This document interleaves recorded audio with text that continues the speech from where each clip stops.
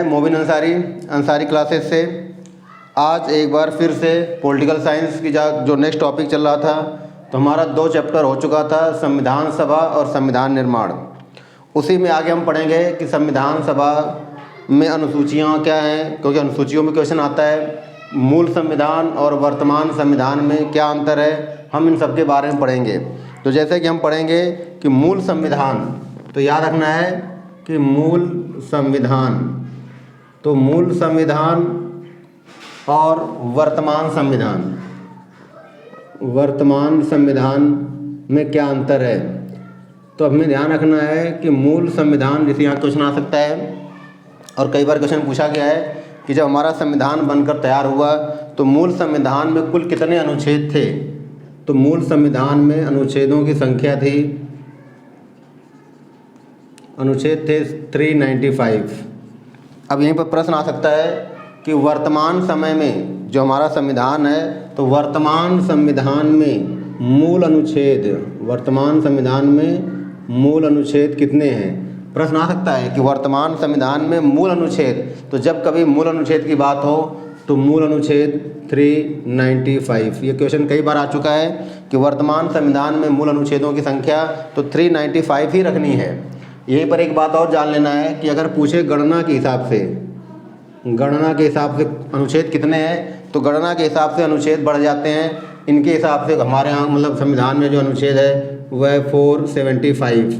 हालांकि ये क्वेश्चन अभी तक पूछा नहीं गया है, क्योंकि हम जब देखते हैं एक एक अनुच्छेद में कई उसके पार्ट जोड़े जाते हैं। तो इस तरह से चाहे मूल संविधान हो, मूल संविधान का मतलब हमारा संविधान जब लागू हुआ 26 जनवरी 1950 को, तब कितने अनुच्छेद थे, यही मूल संविधान में है। और वर्तमान समय में भी अगर जब पूछे कि मूल अनुच्छेद कितने हैं, तो 395 ही बताना है, और गणना की दृष्टि से पूछे तो 475। यहीं पर दूसरा क्वेश्चन आता है इसमें कि भाग कितने हैं। तो मूल संविधान में भाग कितने थे, तो 22। वर्तमान समय में भी अगर भाग पूछे तो भाग हमें जानना है कि भाग कितने हैं, तो भाग 22 ही बताना है। कितने बताना है, 22। लेकिन अगर पूछे गणना के हिसाब से कितना है, तो गणना के हिसाब से 26। गणना के हिसाब से कितना है, 26। अब 26 में जैसे क्या क्या जुड़ गया 22 में, तो एक जुड़ा है 4A, एक जुड़ा है 9A, दूसरा है 9B, और चौथा जुड़ा है 14A। तो इस तरह से 22 और 4 26 गणना की दृष्टि से कितने हो गए, 26। लेकिन हमें याद रखना है कि कितने भाग हैं, तो 22। प्रश्न यही पूछा गया है। फिर हमें नेक्स्ट क्वेश्चन जानना है इसमें कि जो मूल संविधान था, कि मूल संविधान में मूल संविधान में जो हमारा संविधान था वो क्या था उसमें, कि उसमें किसी प्रकार का वो संशोधन नहीं है, तो संशोधन रहित है। तो जो मूल संविधान है वो संशोधन रहित है। क्या है वो, संशोधन रहित। लेकिन जो वर्तमान संविधान है वो संशोधन रहित नहीं है, बल्कि उसमें कुल कितने संशोधन हो गए हैं, 104। और अगर पूछे कि संशोधन बिल कितने हैं, तो 126। ये ध्यान रखना है कि जो हमारा संविधान है, जो मूल संविधान था वो संशोधन रहित था, क्योंकि उसमें कोई संशोधन नहीं हुआ।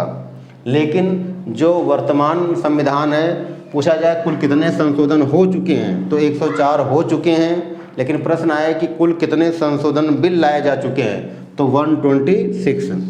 यहीं पर ध्यान रखना है कि मूल संविधान में अनुसूची कितनी थी, तो मूल संविधान में अनुसूचियों की संख्या कितनी थी, 8। मूल संविधान में अनुसूचियों की संख्या 8। वर्तमान में अनुसूचियों की संख्या कितनी है, 12। यहाँ पे क्या है, परिवर्तन। अब हमें इनको विस्तार से पढ़ना है, क्योंकि भाग हमें सारे रखने की ज़रूरत नहीं है। भाग से क्वेश्चन सारे नहीं पूछता है। जो हम मुख्य टॉपिक पढ़ेंगे वहाँ पे भाग बताते चलेंगे। अनुच्छेद भी हमें एक तरफ से नहीं रटना है, जो टॉपिक में आएंगे हम पढ़ते जाएंगे। लेकिन जो अनुसूचियाँ हैं ये इम्पोर्टेंट है। 12 अनुसूचियाँ हैं, हमें 12 की 12 पढ़नी है। और यहाँ से 1-2 क्वेश्चन तो हमेशा सभी पेपरों में, चाहे वो यूपीएससी का हो, चाहे पीसीएस का हो, चाहे एसएससी का हो, या कोई भी जो पेपर है पेट का हो, सब में वो एक आध क्वेश्चन आते ही आते हैं। तो अब हम पढ़ेंगे क्या, भारतीय संविधान की अनुसूचियाँ।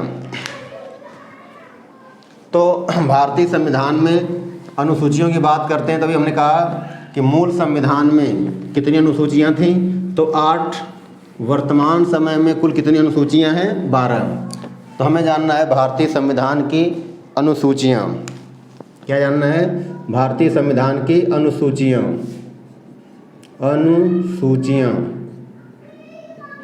ठीक, अब इसमें ध्यान रखना है अनुसूची नंबर 1। अनुसूची नंबर 1, तो पहली अनुसूची में कहा गया है, क्या उल्लेख है? तो देश, राज्य, केंद्र शासित प्रदेश और उनकी राजधानियों का उल्लेख है। तो अनुच्छेद 1 में क्या है? देश, राज्य, केंद्र शासित प्रदेश और इनकी राजधानियों का उल्लेख है। इनकी राजधानी का उल्लेख है। तो एक क्वेश्चन तो सीधा आता है कि देश और उसके राज्य और केंद्र शासित प्रदेशों का उल्लेख किस अनुसूची में है? तो अनुसूची 1 में। लेकिन हमें क्वेश्चन थोड़ा इससे आगे बढ़ के पढ़ना है। क्यों? क्योंकि ये क्वेश्चन तो लगभग सामान्य सा है। प्रश्न ये पूछ सकता है कि हाल ही में एक नया केंद्र शासित प्रदेश लद्दाख बना है, तो इसके कारण संविधान की कौन सी अनुसूची परिवर्तित होगी? तो याद रखना, हमने क्या कहा कि केंद्र शासित प्रदेश हो, चाहे राज्य हो या राजधानी हो, कुछ भी परिवर्तन हो रहा हो तो उसका प्रभाव किस पर आएगा? अनुसूची 1 पर। तो प्रश्न आ सकता है कि हाल ही में एक नया केंद्र शासित प्रदेश लद्दाख बना, तो इसका परिवर्तन भारत संविधान के किस अनुसूची में होगा? तो अनुसूची नंबर 1। ये क्वेश्चन नोट करना है अलग से। और दूसरा वहीं पे जानना है कि पहले तो ये जानना है कि राज्यों की संख्या कितनी है? तो राज्यों की संख्या वर्तमान में 28 है। केंद्र शासित प्रदेश की संख्या कितनी है? तो वर्तमान में 8 है।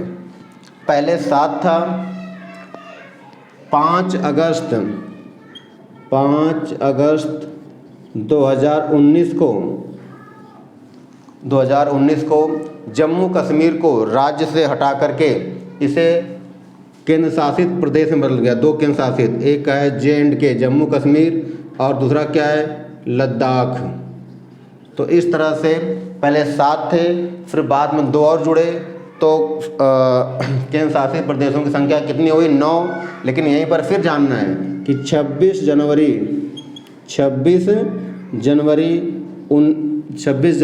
2020 को दादर नगर हवेली और दमन दीव को मिलाकर के एक केंद्र शासित प्रदेश बना दिया गया। तो इस तरह से केंद्र शासित प्रदेशों की संख्या कितनी हो गई? 8।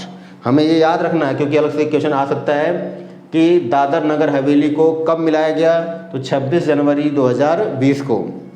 तो इस तरह से अनुसूची 1 में कितने राज्यों का उल्लेख है? तो 28 राज्यों का उल्लेख है। कितनी केंद्र शासित प्रदेशों का उल्लेख है? 8।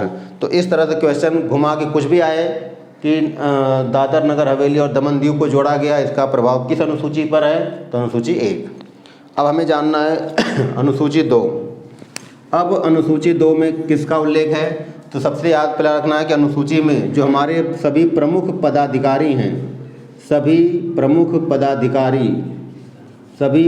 पदाधिकारियों के वेतन, भत्ते और पेंशन का उल्लेख है। तो हमें याद कर रखना है कि अनुसूची 2 में किस बात का उल्लेख है? तो सभी प्रमुख पदाधिकारियों के वेतन, भत्ते और पेंशन। अब प्रश्न आता है कि इसमें बहुत सारे पद हैं जिनके वेतन का उल्लेख है, लेकिन प्रश्न यहाँ से हम ये नहीं आएगा किसका उल्लेख है।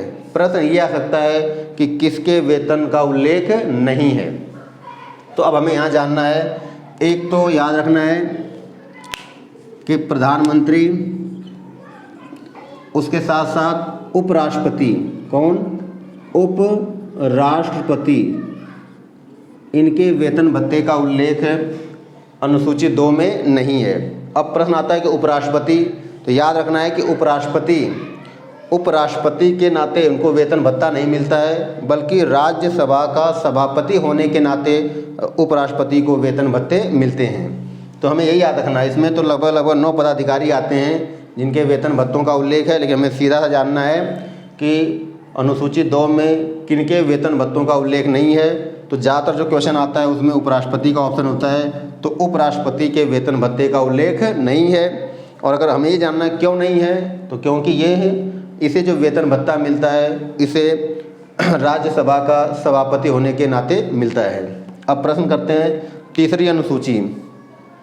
तो तीसरी अनुसूची में जानना है हमें, तीसरी अनुसूची में प्रमुख पदाधिकारियों का शपथ। अब याद कैसे रखना है, शपथ में 3 शब्द है और अनुसूची 3, तो 3 और 3 शब्द, तो इसका मतलब कि तीसरी अनुसूची में शपथ का उल्लेख है। अब प्रश्न यहाँ फिर से ही आता है कि किसके शपथ का उल्लेख नहीं है। अब ध्यान रखना है कि वैसे तो सभी प्रमुख पदाधिकारियों के शपथ का उल्लेख है, लेकिन हमें ध्यान रखना है एक तो राष्ट्रपति और एक राज्यपाल, राष्ट्रपति और राज्यपाल, इनके शपथ का उल्लेख अनुसूची 3 में नहीं है, क्योंकि इनके शपथ का उल्लेख अनुसूची नहीं बल्कि अनुच्छेदों में है। इसके साथ साथ एक और प्रश्न इम्पोर्टेंट बन जाता है। एक और प्रश्न इम्पोर्टेंट क्या है कि अभी हमने ऊपर वाले में बताया था कि उपराष्ट्रपति, तो उपराष्ट्रपति क्या है, राज्यसभा का पदेन सभापति होता है। तो इसके भी तो राज्यसभा के सभापति पद के शपथ का उल्लेख नहीं है। क्यों? क्योंकि ये जो शपथ लेता है ये उपराष्ट्रपति के रूप में लेता है। तो अगर कभी क्वेश्चन आए तो ध्यान रखना है कि शपथ का उल्लेख तो अनुसूची 3 में है, लेकिन राष्ट्रपति, राज्यपाल, इनके शपथ का उल्लेख अलग अलग अनुच्छेदों में है, जबकि राज्यसभा के सभापति के शपथ का प्रावधान नहीं है। तो इस तरह से 3 अनुसूचियाँ हुई। अब हम लोग पढ़ेंगे अनुसूची नंबर 4। अब है अनुसूची 4 में। अनुसूची 4 में क्या है कि राज्यसभा में स्थानों का आवंटन, कि राज्यसभा में किस राज्य के कितने प्रतिनिधि चुनकर जाएंगे, इसका उल्लेख किस अनुसूची में है, तो अनुसूची नंबर 4। तो अनुसूची 4 में याद रखना है क्या कि राज्यसभा में स्थानों का आवंटन, राज्यसभा में स्थानों का आवंटन।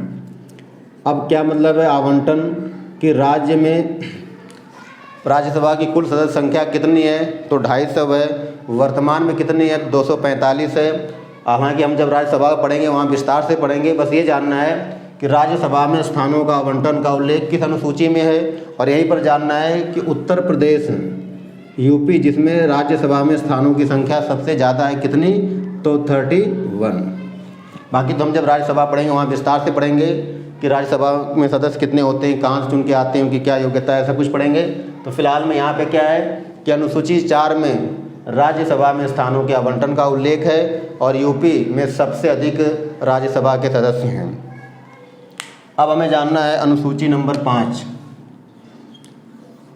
अनुसूची 5 महत्वपूर्ण है और इसमें पूछा गया है कि वह एकमात्र अनुसूची कौन सी है जो ST SC से संबंधित है, अर्थात इसमें SC और ST के प्रशासन चलाने से संबंधित नियमों का उल्लेख है। प्रशासन चलाने से संबंधित नियमों का उल्लेख है, ठीक है, संबंधित नियमों का उल्लेख है। अब प्रश्न ये है, ये तो सिंपल आ गया कि भारतीय संविधान के किस अनुसूची में SC ST का उल्लेख है, तो ये सामान्य है, लेकिन हमें इससे थोड़ा एक कदम आगे चलना होगा। क्या? अब ये प्रश्न पूछ सकता है कि ST SC के लिए प्रशासन चलाने के नियम, अब क्या मतलब नियम है, तो हमें याद रखना है कि जो क्षेत्र ST SC घोषित हो गया तो जिस भी राज्य में है, यदि वहाँ के राज्यपाल या मुख्यमंत्री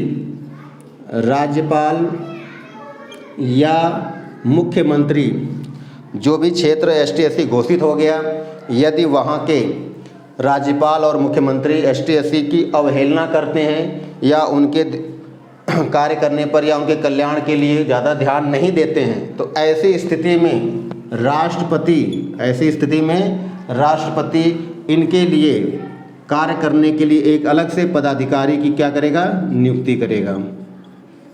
तो ये इम्पोर्टेंट है कि यदि ST SC के कार्यों की अनदेखी की जाए या इनका कल्याण या हित न किया जाए, तो ऐसी स्थिति में राष्ट्रपति इनके कल्याण के लिए या इनके कार्यों की देखभाल के लिए एक पदाधिकारी की नियुक्ति करता है और वो पदाधिकारी इनके कल्याण संबंधित जो भी नियम बनाएगा, ये ध्यान रखना है कि जो भी नियम बनाएगा उस नियम को कोई चुनौती नहीं दे सकता है।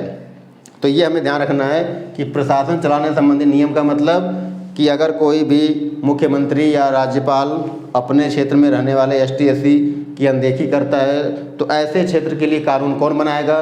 तो पहले याद रखना कि राष्ट्रपति उस क्षेत्र के लिए एक पदाधिकारी की नियुक्ति करेगा, वही पदाधिकारी इनके लिए नियम कानून बनाएगा और ऐसे नियम कानूनों को कोई चुनौती नहीं दे सकता। इसलिए ज़्यादातर देखा जाता है कि एसटी एससी के क्षेत्रों पर सभी लोग विशेष ध्यान देते हैं। अब है अनुसूची नंबर 6। अब अनुसूची 6 में क्या कहा गया है? तो अनुसूची 6 में पूर्वोत्तर के 4 राज्यों के प्रशासन का उल्लेख है। तो प्रश्न आ सकता है कि वह कौन सी अनुसूची है जिसमें 4 पहाड़ी राज्यों का उल्लेख है या पूर्वोत्तर के 4 राज्यों का उल्लेख है? तो अनुसूची 6 इसमें क्या है? पूर्वोत्तर राज्यों के प्रशासन का उल्लेख, पूर्वोत्तर राज्यों के प्रशासन का वर्णन या उल्लेख। अब प्रश्न आता है कि पूर्वोत्तर राज्य के कौन कौन से राज्य हैं जिनका उल्लेख किया गया है, और यहाँ से जो क्वेश्चन आने की संभावना ज़्यादा होती है और ऑप्शन में देता है कि इनमें से कौन सा राज्य नहीं है। तो हमें जानना होगा पहले राज्य कौन सा है। तो शॉर्टकट में जानना है कि AMTM। ए से क्या है? असम। M से क्या है? मेघालय। और T से क्या है? त्रिपुरा। और M से क्या है? मिजोरम। अब हमें ये ध्यान रखना है कि असम और मेघालय एक साथ है, त्रिपुरा मिजोरम एक साथ है। जब कभी ऑप्शन बनाएगा कि अनुसूची 6 में किस पूर्वोत्तर राज्य का उल्लेख नहीं है तो ऑप्शन में हो सकता है दे दे कि असम, मेघालय, त्रिपुरा, मणिपुर, क्योंकि मिजोरम और मणिपुर में कन्फ्यूजन हो सकता है। तो इसलिए हमें क्या करना है? ये चारों नाम याद रखना है। तो प्रश्न आएगा कि पूर्वोत्तर राज्यों के प्रशासन का उल्लेख किस अनुसूची में है? तो अनुसूची नंबर 6 में है। कौन कौन से राज्य हैं? तो हमने राज्य का नाम बता दिया कि असम, मेघालय, त्रिपुरा और मिजोरम। अब प्रश्न आता है अनुसूची 7 में किन बातों का उल्लेख है? तो अनुसूची 7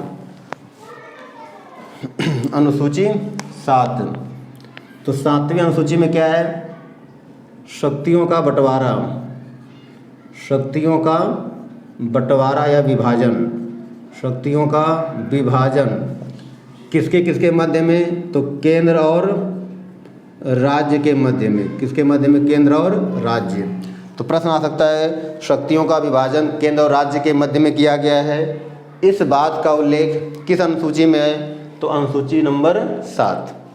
अब प्रश्न आता है कि जो बंटवारा किया गया है किनके माध्यम से किया गया? तो इनका बंटवारा सूचियों के माध्यम से किया गया। किसके माध्यम से? सूचियों के माध्यम से। और सूचियाँ कुल कितनी हैं? तो सूची पहली है संघ सूची, ठीक। दूसरा है राज्य सूची, तीसरा है समवर्ती सूची। लेकिन प्रश्न केवल यहीं तक नहीं है कि कितनी सूचियों में उल्लेख किया गया है। अब प्रश्न आ सकता है कि संघ सूची क्या है? तो संघ सूची में ऐसे विषय हैं जिन पर कानून बनाने का अधिकार केवल केंद्र सरकार को है। अब यहाँ पे प्रश्न फिर से आता है क्या कि मूल संविधान में संघ सूची में कुल विषय कितने थे? तो याद रखना है कि मूल संविधान में संघ सूची में कुल विषय कितने थे? तो 97। अगर पूछे कि वर्तमान समय में विषय कितने हैं? अब यहाँ पे फिर से कन्फ्यूजन है क्योंकि अलग अलग किताबें अलग अलग लिखती हैं। अब अगर ऑप्शन आ जाए कि 97, 99, 100, 101, अब यहाँ पे कन्फ्यूज हो जाएगा। अगर इस तरह से ऑप्शन आ जाएंगे तो अब ऐसे ऑप्शन में हमें 97 को ही लगाना होगा। इसका मतलब इसका उद्देश्य 97 है, क्योंकि कुछ बुकों में 100 और कुछ में 101 है, इसलिए हम इनको नहीं लगाएंगे। अगर ऑप्शन में 97 न हो तब 100 लगा सकते हैं। इसलिए अगर इस तरह के ऑप्शन हो और पूछे वर्तमान में संघ सूची में कुल कितने विषय हैं तो हमें 97 लगाना है। और ये क्वेश्चन एक तो यूपी पीसीएस और एमपी पीसीएस और आरपीएससी में पूछा जा चुका है। तो इस और उन सभी ने किसको माना है, तो 97 को ही वर्तमान में भी विषय माना है। तो इस तरह से संघ सूची में कुल कितने विषय हैं, 97, और इन वर्तमान में भी इनकी संख्या कितनी है, 97। अब प्रश्न आता है राज्य सूची। तो राज्य सूची में क्या है, अगर प्रश्न आ जाए कि राज्य सूची में जो भी विषय हैं उन पर कानून बनाने का अधिकार केवल राज्य सरकार को है, तो ये कथन सत्य या असत्य है, तो ये कथन पूर्ण रूप से सत्य नहीं है। प्रश्न क्यों, क्योंकि राज्य सूची के कुछ ऐसे विषय हैं जिन पर कानून केंद्र भी बना सकती है।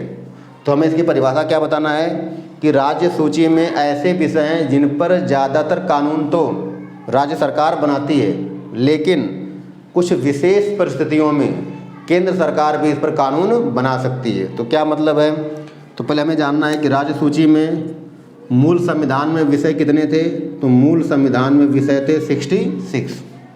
वर्तमान में इनकी कितने विषय हैं, तो 61। बात सुनना है कि राज्य सूची में मूल संविधान में विषयों की संख्या कितनी थी, 66। वर्तमान में विषयों की संख्या कितनी है, 61। तो प्रश्न आता है कि कौन से विषय जो कम हुए और कहाँ गए।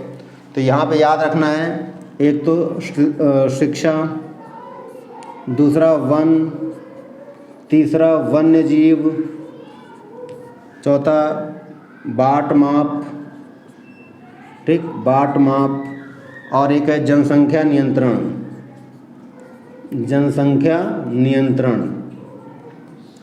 तो ये 5 विषय हैं, शिक्षा, वन, वन्य जीव, माप, वाट माप, जनसंख्या नियंत्रण। इन 5 विषयों को इनको 42वें संविधान संशोधन के द्वारा 42वें संविधान संशोधन के द्वारा 1976 में राज्य सूची से हटा करके समवर्ती सूची में रख दिया गया।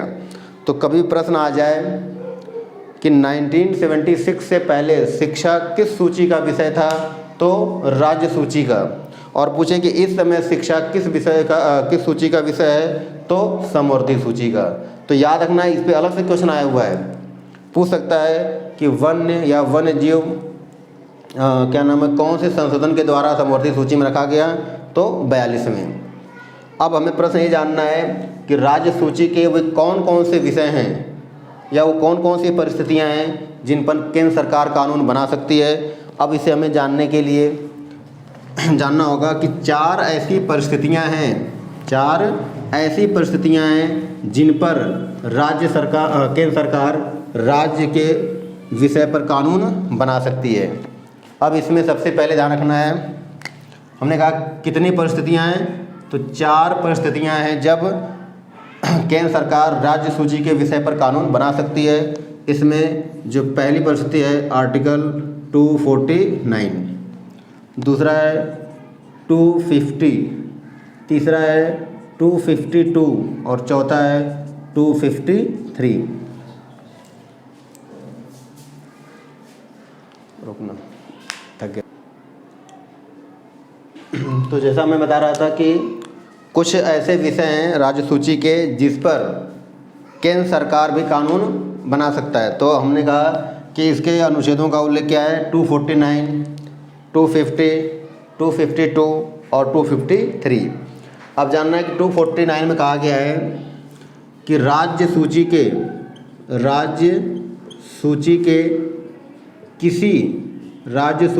किसी विषय को राष्ट्रीय महत्व, ठीक, राष्ट्रीय महत्व का घोषित करके, याद रखना है कि 249 में कहा गया है कि राज्य सूची के किसी विषय को राष्ट्रीय महत्व का घोषित किया जा सकता है, और यदि राष्ट्रीय महत्व का घोषित कर दिया गया तब इस पर कानून केंद्र सरकार बनाएगी। दोबारा सुनना, ये क्वेश्चन कई बार आया हुआ है कि ये राज्य सूची के यदि कोई विषय राष्ट्रीय महत्व का है तो उस पर कानून कौन बनाएगा, तो उस पर कानून केंद्र सरकार। लेकिन हमें एक कदम और आगे बढ़ के जानना है। प्रश्न आएगा कि यदि राज्य सूची के किसी विषय को राष्ट्रीय महत्व का घोषित कर दिया गया तो प्रश्न है कि कानून बनाने की पहल कौन करेगा। याद रखना कि अगर राष्ट्रीय महत्व का है तो कानून बनाने की पहल कौन करेगा। अगर प्रश्न आ जाए कि राज्यसभा या लोकसभा, राज्यसभा या, तो याद रखना है कि यदि राष्ट्रीय महत्व का है तो कानून बनाने की पहल राज्यसभा करेगी। क्यों? क्योंकि वो राज्यों की सभा है और उसे भली भांति पता है कि राज्यों के लिए क्या सही है और क्या गलत है।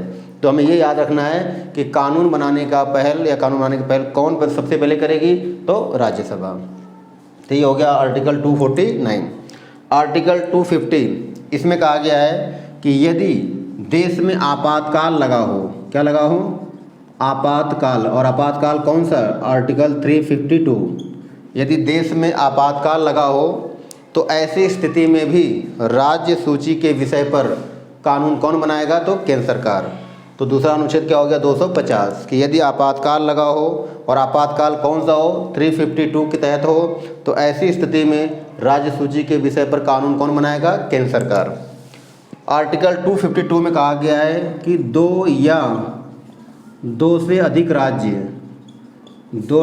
अधिक राज्य यदि परिवर्तन करने या कानून करने की सिफारिश करते हैं तो भी केंद्र सरकार राज्य सूची के विषय पर कानून बनाएंगे। दोबारा सुनना है कि आर्टिकल 252 में क्या है कि दो या दो से अधिक राज्य यदि केंद्र सरकार से राज्य सूची के विषय पर कानून बनाने का अनुमोदन करते हैं या सिफारिश करते हैं तो केंद्र सरकार कानून बना सकती है। और लास्ट क्या है? 253 कि यदि अंतर्राष्ट्रीय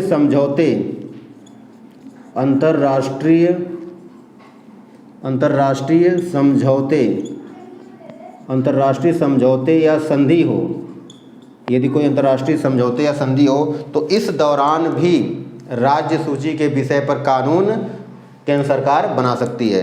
तो हमें ये जानना है कि इस तरह से राज्य सूची के कुछ ऐसे विषय हैं जिन पर विशेष परिस्थितियों में केंद्र सरकार कानून बना सकती है और इसके तहत हमें कुल 4 अनुच्छेद याद रखने हैं। अलग से क्वेश्चन पूछा भी गया है, मैचिंग करने के लिए भी आ सकता है। तो हमें याद रखना है 249, 250, 252 और 253। अब हमें जानना है अनुसूची नंबर 8। अब अनुसूची 8 में किन बातों का उल्लेख है? तो अनुसूची 8 में राजभाषा मतलब अनुसूची 8 में भाषाओं का उल्लेख है। याद रखना है अनुसूची 8 किसका उल्लेख है? भाषा का उल्लेख है। फिर से यही प्रश्न आता है कि मूल संविधान में कितनी भाषाएं थी? तो मूल संविधान में भाषाएं थी 14। वर्तमान समय में कितनी भाषाएं? तो वर्तमान संविधान में कितनी भाषा है? तो 22। कितनी भाषा है? 22। अब प्रश्न आ सकता है कि 15वीं भाषा अर्थात जो पहली भाषा जोड़ी गई कब जोड़ी गई, कौन से संशोधन के तहत जोड़ी गई और किसको जोड़ी गई? तो जो 15वीं भाषा थी वो 21वें संशोधन के द्वारा 21वें संशोधन 1967 के तहत 15वीं जो भाषा थी वो कौन सी थी? तो सिंधी। तो याद रखना है कि संविधान में जोड़ी गई पहली भाषा सिंधी भाषा थी जो 15वीं भाषा बनी। कब जोड़ी गई? तो 21वें संशोधन के द्वारा 1967 में। फिर आता है कि उसके बाद 16वीं, 17वीं और 18वीं मतलब 3 भाषा एक साथ जोड़ी गई। तो इसके लिए आता है कि 71वां संशोधन 71वें संशोधन 1992 में 71वें संशोधन 1992 में 3 भाषाएं जोड़ी गई। कौन कौन? तो मणिपुरी, कोंकणी और नेपाली। ठीक, तो याद रखना है कि 71वें संशोधन के द्वारा भारतीय संविधान में 3 भाषाओं को जोड़ा गया, मणिपुरी, कोंकणी और नेपाली। और इसके बाद 92वां संशोधन 2003 में कुल 4 भाषाएं जोड़ी गई। कितनी भाषाएं जोड़ी गई? 4 भाषाएं। कौन कौन? तो बोडो, डोगरी, संथाली और मैथिली। ठीक, तो इस तरह से वर्तमान संविधान में कुल भाषाओं की संख्या कितनी है? 22। लेकिन हमें ये ध्यान रखना है कि प्रश्न आ सकता है कि संविधान में पहली भाषा कौन सी जोड़ी गई मूल संविधान के बाद? तो सिंधी। कब जोड़ी गई? 15वीं जोड़ी गई, और कब, तो 21वें संशोधन द्वारा 1967 में। फिर पूछ सकता है कि 2003 में 92 संशोधन द्वारा कितनी भाषाएं जोड़ी गई? 4 भाषा। कौन कौन? बोडो, डोंगरी, संथाली और मैथिली। तो इस तरह से 8वीं अनुसूची में क्या है? सारी भाषाओं का उल्लेख। अब हमें जानना है कि मूल संविधान में तो कितने थे? अनुसूचियाँ 8 थीं। अब इसके बाद में जो अनुसूचियाँ जोड़ी गई हैं, तो अनुसूची 9। तो प्रश्न आता है कि अनुसूची 9 कब जोड़ी गई? तो प्रथम संविधान संशोधन 1951। तो पहला संविधान संशोधन 1952 के तहत 9वीं अनुसूची को जोड़ा गया, और 9वीं अनुसूची में क्या रखा गया? तो भूमि सुधार और जमींदारी उन्मूलन। ठीक, जमींदारी उन्मूलन। ठीक, क्या मतलब हुआ कि 9वीं अनुसूची में भूमि सुधार, जमींदारी उन्मूलन संबंधी विषयों को रखा गया। देखिए, हमें प्रश्न याद रखना है कि मूल संविधान के बाद जो 9वीं अनुसूची जोड़ी गई, कब जोड़ी गई, कौन से संशोधन के तहत जोड़ी गई। इसके बाद याद रखना है 10वीं अनुसूची। कौन सी अनुसूची? 10वीं अनुसूची कौन से संशोधन द्वारा जोड़ी गई? तो 52वां संशोधन द्वारा। कब जोड़ी गई? तो 1985। दोबारा सुनना है कि 10वीं अनुसूची कब जोड़ी गई? 1985। कौन से संशोधन द्वारा? तो 52वां संशोधन। और इसके तहत क्या किया गया? तो दल बदल। ठीक है, दल बदल अधिनियम या दल बदल कानून को लाया गया, अर्थात कोई दल बदल न कर सके। अब इसे हमें ज़्यादा विस्तार जाने की कोई ज़रूरत नहीं है, क्योंकि प्रश्न यही आता है कि 10वीं अनुसूची का संबंध किससे है? तो दल बदल से। इसके बाद है 11वीं अनुसूची। 11वीं अनुसूची कब जोड़ी गई? तो पहले याद रखना है कि 73वें संशोधन द्वारा। कौन से संशोधन द्वारा? तो 73वें संशोधन के द्वारा।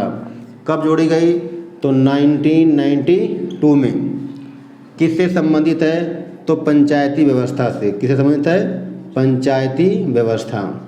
अब यहीं पे थोड़ा ध्यान रखना है कि जो पंचायती व्यवस्था है, 73वां संशोधन, ये लागू कब हुआ? तो 24 अप्रैल 1993। यही कारण है कि प्रत्येक वर्ष 24 अप्रैल को पंचायती दिवस मनाया जाता है। और इस पंचायती व्यवस्था में, मतलब 73वें के अंतर्गत कुल कितने विषय हैं? तो याद रखना है कि कुल 29 विषय हैं। ठीक, दोबारा कि 73वां संशोधन का संबंध किससे है? 11वीं अनुसूची से है। 11वीं अनुसूची कब जोड़ी गई? 1992 में। किससे संबंधित है? पंचायती व्यवस्था से। प्रश्न आएगा कि पंचायती दिवस कब मनाया जाता है? तो 24 अप्रैल को। क्या मनाया जाता है? पंचायती दिवस। अब इसके बाद जानना है 12वीं अनुसूची। तो 12वीं अनुसूची संशोधन कौन सा है? तो 74वां संशोधन। कौन सा? 74वां। कब हुआ? 1992। किससे संबंध है? तो नगर पंचायत या नगरीय संस्थाओं से या स्वशासन से। ठीक, नगरीय पंचायत या नगरीय स्वशासन से। और इसको कब लागू किया गया? तो इसे 1 जून 1993 को लागू किया गया। तो इस तरह से 12 की 12 अनुसूचियाँ हैं, और हमें अनुसूचियों को अच्छे से याद करना है, क्योंकि यहाँ से एक न एक प्रश्न आते रहते हैं। तो शॉर्टकट में एक बार फिर से बता दें कि पहली अनुसूची में क्या है? देश, राज्य और केंद्र शासित प्रदेश। दूसरी में क्या है? वेतन। तीसरे में शपथ। चौथे में क्या है? स्थानों का आवंटन। पाँचवें में क्या है? ST SC। छठे में क्या है? 4 पहाड़ी राज्य। सातवें में क्या है? शक्तियों का बंटवारा। आठवें में क्या है? भाषा। नौवें में क्या है? भूमि सुधार। 10वें में क्या है? दल बदल। 11वें में क्या है? पंचायती व्यवस्था। और 12वें में क्या है? नगरीय स्वशासन। तो इस तरह से अगर ये वीडियो पसंद हो तो लाइक करें, शेयर करें, सब्सक्राइब करें, ताकि मेरा उत्साह और बढ़े और मैं और अच्छे से मेहनत करके अच्छे से अच्छे वीडियो बना सकूं। Thank you.